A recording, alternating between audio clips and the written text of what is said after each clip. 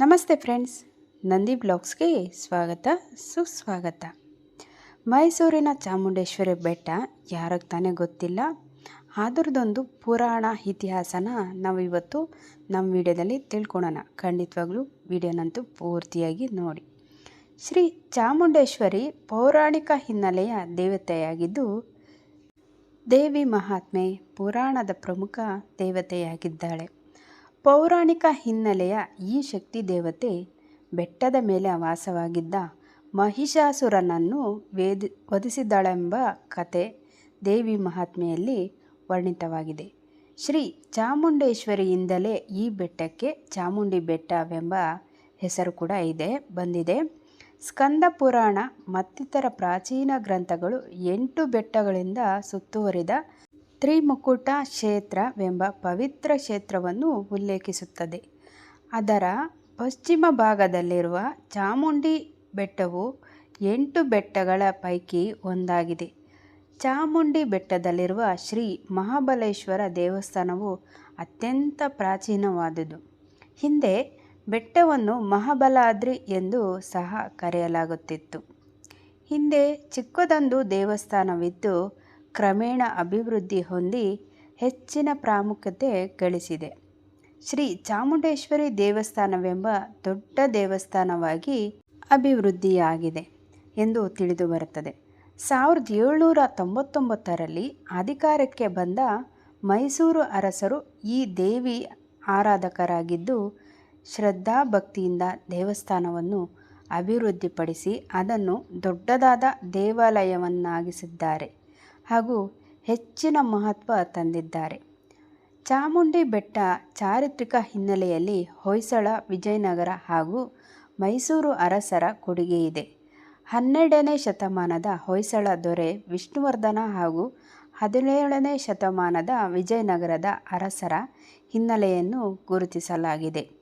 ಕ್ರಿಸ್ತಶಕ 1573ರಲ್ಲಿ ಚಾಮರಾಜ ಒಡೆಯರ್ ದೇವಿಯನ್ನು ಪೂಜಿಸಲು ಹೋಗುತ್ತಿದ್ದಾಗ ಅವರಿಗೆ ಸಿಡಿಲು ಬಡಿದು ಅವರ ತಲೆಯ ಕೂದಲೆಲ್ಲ ಉದುರಿ ಹೋದವೆಂದು ಇತಿಹಾಸ ಹೇಳುತ್ತದೆ. ಶ್ರೀ ಚಾಮುಂಡೇಶ್ವರಿ ದೇವಸ್ಥಾನ ಚೌಕಾಕೃತಿಯಲ್ಲಿ ನಿರ್ಮಾಣವಾಗಿದೆ. ದ್ರಾವಿಡ ಶೈಲಿಯಲ್ಲಿ ಕಟ್ಟಲಾಗಿರುವ ದೇವಸ್ಥಾನ ಹೆಬ್ಬಾಗಿಲು, ಪ್ರವೇಶ ದ್ವಾರ, ನವರಂಗ, ಅಂತರಾಳ, ಗರ್ಭಗೃಹ ಮತ್ತು ಪ್ರಾಕಾರಗಳನ್ನು ಹೊಂದಿದೆ. ಮಹಾದ್ವಾರದ ಮೇಲೆ ಸುಂದರವಾದ ಗೋಪುರ ಮತ್ತು ಗರ್ಭಗುಡಿಯ ಮೇಲೆ ವಿಮಾನ ಶಿಖರಗಳಿವೆ. 7 ಅಂತಸ್ತುಗಳ ಗೋಪುರ 19ನೇ ಶತಮಾನದಲ್ಲಿ ನಿರ್ಮಿತವಾಗಿದ್ದು, ಪಿರಮಿಡ್ ಆಕಾರದಲ್ಲಿ ದ್ರಾವಿಡ ಶೈಲಿಯಲ್ಲಿ ನಿರ್ಮಿತವಾಗಿದೆ.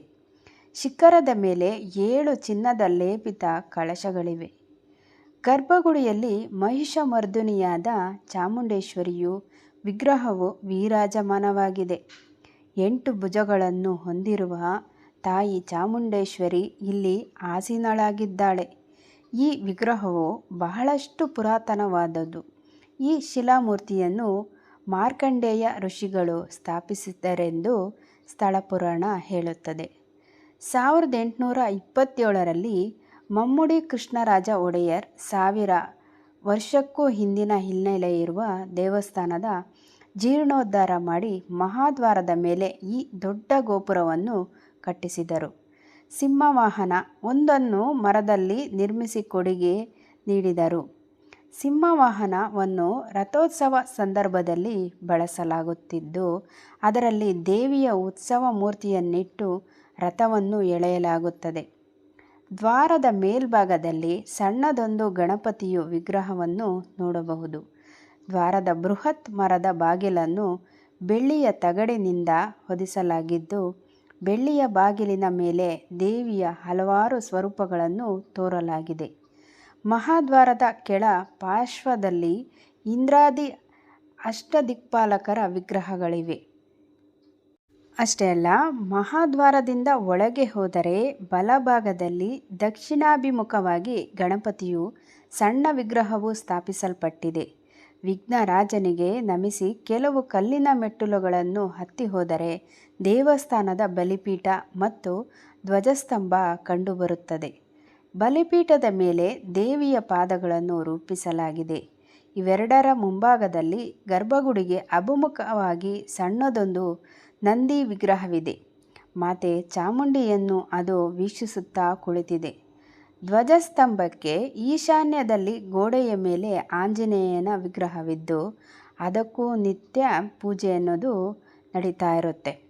ಇಲ್ಲಿನ ಪ್ರವೇಶ ದ್ವಾರದಲ್ಲಿ ನಂದಿನಿ ಮತ್ತು ಕಮಲಿನ ಎಂಬ ದ್ವಾರಪಾಲಿಕೆಯರ ವಿಗ್ರಹಗಳು ದ್ವಾರದ ಎಡ ಮತ್ತು ಬಲಭಾಗದಲ್ಲಿವೆ.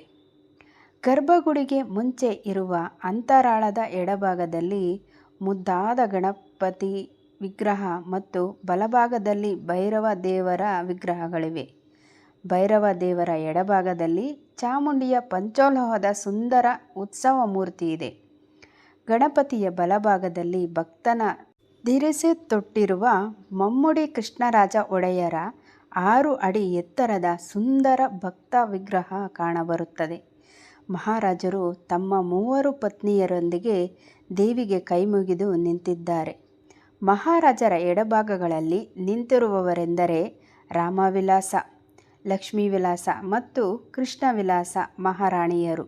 ಇವರುಗಳ ಶಿಲಾ ವಿಗ್ರಹಗಳ ಪಾದದ ಬಳಿಯ ಪೀಠದ ಮೇಲೆ ಇವರುಗಳ ಹೆಸರುಗಳನ್ನು ಕೆತ್ತಲಾಗಿದೆ.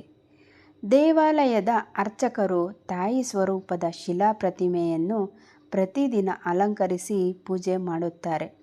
ಯದುಕುಲದ ದೇವತೆಯಾಗಿ ಬೆಳೆದು ಬಂದಿರುವ ಶ್ರೀ ಚಾಮುಂಡೇಶ್ವರಿಗೆ ಮೈಸೂರಿನ ಮಹಾರಾಜರುಗಳು ಹಲವಾರು ಬೆಲೆ ಬಾಳುವ ಹಾಗೂ ಅಪರೂಪವಾದ ಕಾಣಿಕೆಗಳನ್ನು ಶ್ರದ್ಧಾಭಕ್ತಿಯಿಂದ ಒಪ್ಪಿಸಿದ್ದಾರೆ. ಈ ಶಕ್ತಿ ದೇವತೆಗೆ ಮಾನವ ಮತ್ತು ಪ್ರಾಣಿ ಬಲಿಯನ್ನು ಹಿಂದೆ ಕೊಡಲಾಗುತ್ತಿತ್ತು. ಆದರೆ 18ನೇ ಶತಮಾನದಲ್ಲಿ ಅದಕ್ಕೆ ಕಡಿವಾಣ ಬಿತ್ತು. ಹೀಗೇನಿದ್ದರೂ ಫಲಪುಷ್ಪಗಳ ಅರ್ಚನೆ, ಹಣ್ಣು ಹೂವು ಸಮರ್ಪಣೆ ಮಾತ್ರ ಮಾಡಲಾಗುತ್ತದೆ ದೇವಿಗೆ. ಗರ್ಭಗುಡಿಯ ಮೇಲ್ಭಾಗದಲ್ಲಿ ಇನ್ನೊಂದು ಸಣ್ಣ ಗೋಪುರ ಕಂಡುಬರುತ್ತದೆ. ದೇವಾಲಯದ ಹೊರಗಿನಿಂದ ವಿಮಾನವನ್ನು ಕಾಣಬಹುದು. ಒಳ ಪಾರ್ಶ್ವದಲ್ಲಿರುವ ಪ್ರಾಕಾರದಲ್ಲಿ ಹಲವು ಸಣ್ಣ ಮೂರ್ತಿಗಳಿದ್ದು ಅಲ್ಲಿಯೂ ಪೂಜೆ ಪುನಸ್ಕಾರಗಳು ಜರುಗುತ್ತವೆ.